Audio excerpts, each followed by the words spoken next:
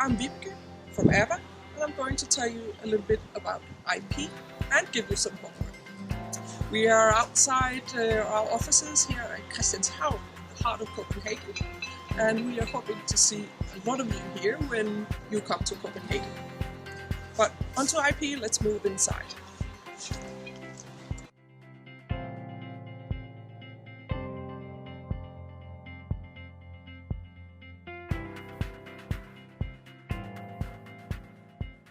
Well, the reason why you need to pay an interest in IP or intellectual property is that is actually one of the things that adds the most value to the average company. I have some numbers here that have been created since 1975 up to 2015. We saw an increase in the value, the relative value of intangibles.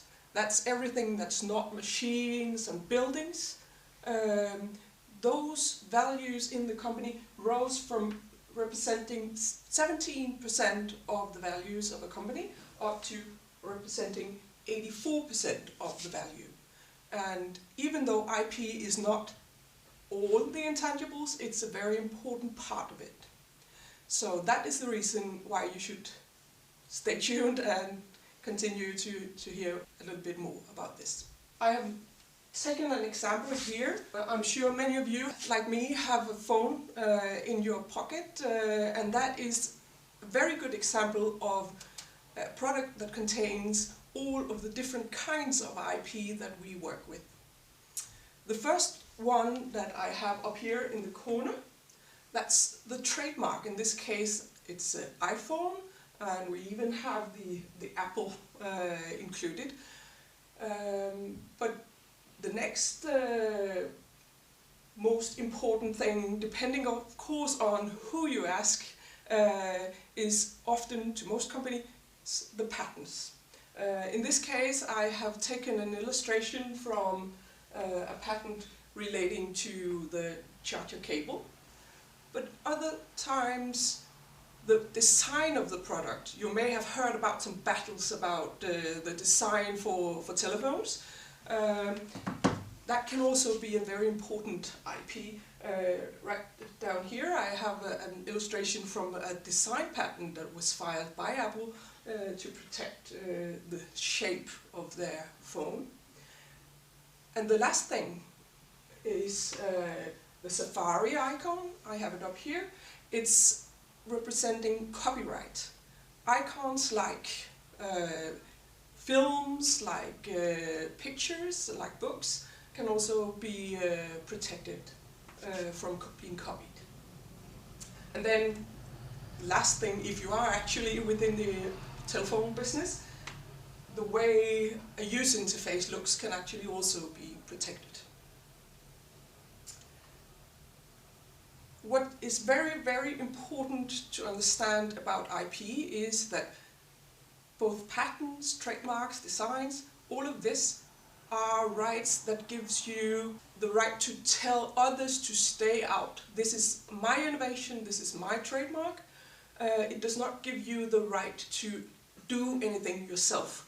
Even though you have established a trademark or a patent, you may be in the situation where you're infringing somebody else's right. So I have taken this image of a fence saying keep out. That is what you get from establishing a trademark right or a patent. That is the right to tell others to stay away from what you have a protection for. And only that. Very important.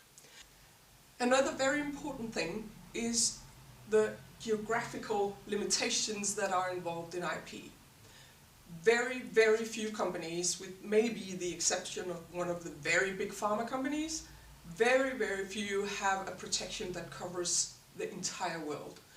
Almost every company will limit themselves to establishing rights, patents or trademarks or both in some countries that are of specific interest to them. In this world map I have made some of the countries pink in order to illustrate countries where we have a protection from a patent. If you are operating, let's say, in Norway, for instance, which is one of the countries that were not covered by this patent, you could act freely as long as you stay within the borders of Norway. So look at the patents, both your own and others, and see what is the geographical coverage. That is where you need to respect the IP. We have been asked to give you some homework, and that's what we are getting to now. These are the 3 questions that we would like you to answer before coming here, and the very best thing would be if you actually included answers to these questions in your business plans. The first question is, how can IP add value to your company? If you are within some service business, for instance, then patents may not be for you. Patents are to protect physical, technical things like the charger cable, or it could be software, it's not necessarily physical, but technical solutions to technical problems. If you're in service, patents will not be relevant. Then you should consider others, and I would say, even though I myself work in patents, trademarks are number 1. Every company needs to consider their trademark, both for the company name, but also for products, potentially. Second question, number 2 here is, does someone else already have a patent for whatever it is you want to do? Or maybe something that are closely related, so that it may be a future problem if you develop your product. And the third question is about trademarks. Has somebody already registered the name that you want to use, either for the company or for a product? Then it's probably a very good idea to look a bit more into that to see, is it a real problem or is there some way around? It's much, much easier to change the name early than to have products already on the market and then be forced to turn around.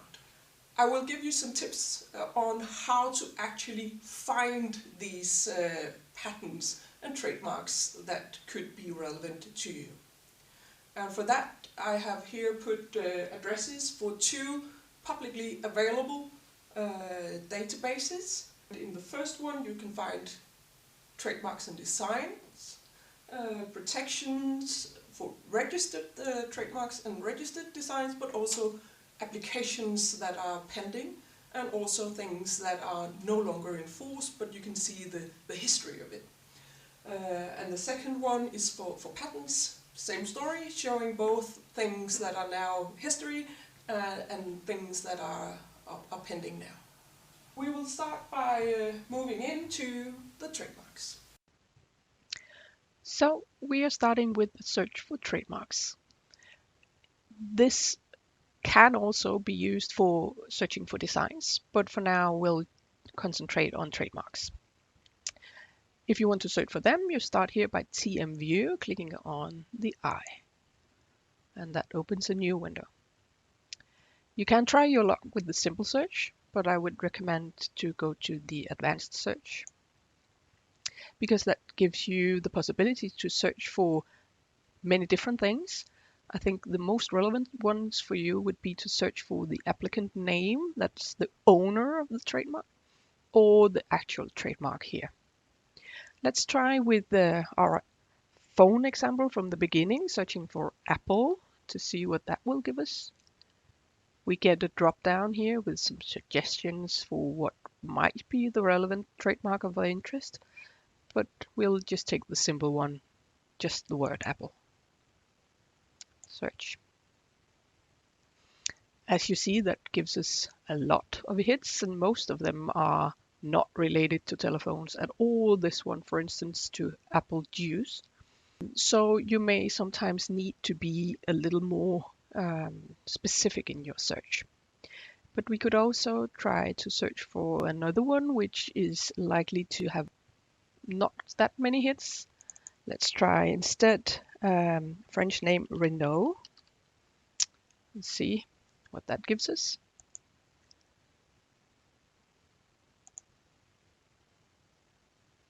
That's only 200, still quite a lot. Well, we can expand here if we want to see more. And we see that the first one, Renault Clio, that's the car manufacturer, owned by Renault SAS. And as many of you will probably know, there is also a cognac from Renault. And if that was what you were searching for, you would have to go down quite a while. Here we have one, and there's others further down, and then lots of other things that are not related to either of them. But the clue here is to also look at this column saying Nice class. We'll just go back to the presentation from before and I'll show you what that is. We just saw the Renault trademark on the search, and you saw the classes that we had on the column there. One were for cognac and some were for cars. That is a situation where there is no or only a very, very limited risk of you getting confused. You know if you're buying cognac or if you're buying a car. So in this situation where we have one registration for the trademark Renault in class 12 and another registration for the trademark Renault in class 33, there is no problem. These trademarks have lived side by side for many years, maybe even happily, and the same can apply to your trademark. So even though there are somebody who has registered your name, you need to look into, is it a real problem, or could there be a possibility for a coexistence? But of course, if you are dealing with a very big trademark like Apple, they will most likely consider that their right will cover basically everything, and that anything trying to say apple in the name and not dealing in fruit will be infringing their trademark. So also look into who are the owner of this. So back here, if we want to be a little more specific about searching for the cognac, we will go back to advanced search, then add Nice class 33 here and see if that helps. See, this is much more relevant. And in the same way, you will be able to look for whatever you are considering to use as trademarks. So if we are to search for patents instead, we have basically the same functionality, something called Smart Search, which is the simple one, or the advanced one, which again I would recommend to use. Here you can, as before, search for the applicant, who is the owner of this patent application or granted patent, as it may be. Or you could search for something in the title. That's usually not of much use because titles on patents are relatively short. So I would recommend to search in title or abstract. If we go back once more to our mobile phone example, we could search for a mobile phone charger and see what that brings us. In this case, we have a lot of hits again, and as you will see, it's not Apple that are the primary applicants for this within the recent time. We have a lot when we are moving in this particular field. We have a lot of hits from the US and Asia. And if you're in some other technical field, you might be expecting to see applications from other parts of the world primarily. And that could be a way of limiting the number of hits that you're getting. So let's click Refine Search up here to the left.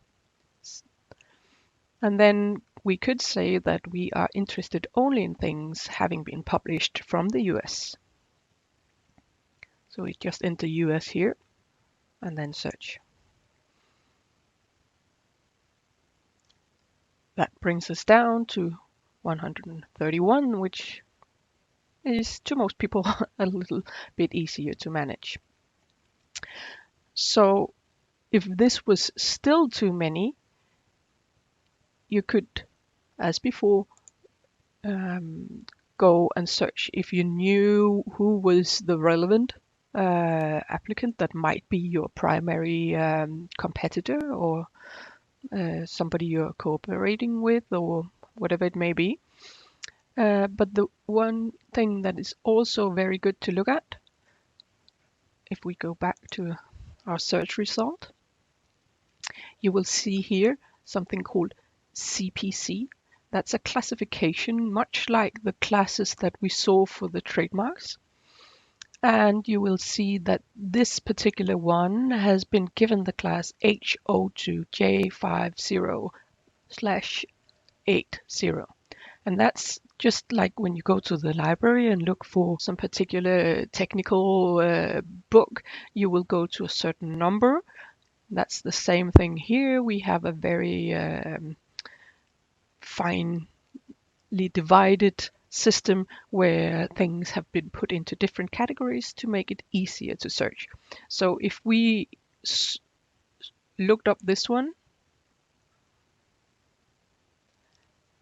we would get the abstract, a very short description of what's in there.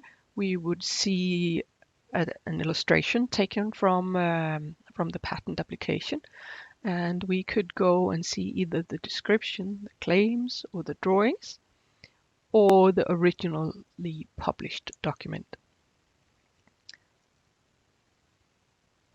which can be downloaded. I won't go into that, but can be useful. If we went through this, looking maybe at the drawings only and seeing, ooh, this looks very, very interesting to us, we could go back to the result page, take this classification and say, ooh, what was in here was relevant.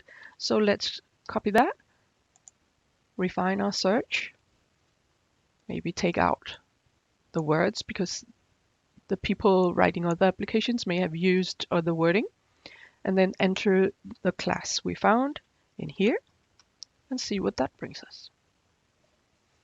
Again, a lot of hits, so you will need to use some time to go back and forth and try to limit your search so that you end up eventually getting an overview of what do we have that can be relevant to your technical field. This one that I have chosen is one with a lot of documents. If you are in some other technical field, it may be less crowded.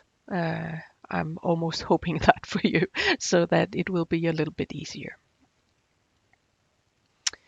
So play a little with it and see what you can find. So we are now ready to look into your homework once more, and I've added a few more words to them here, what we expect from you. Number one, how can IP add value to your company?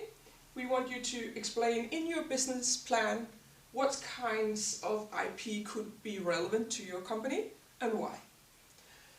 Second question, is there some patent already for your technology?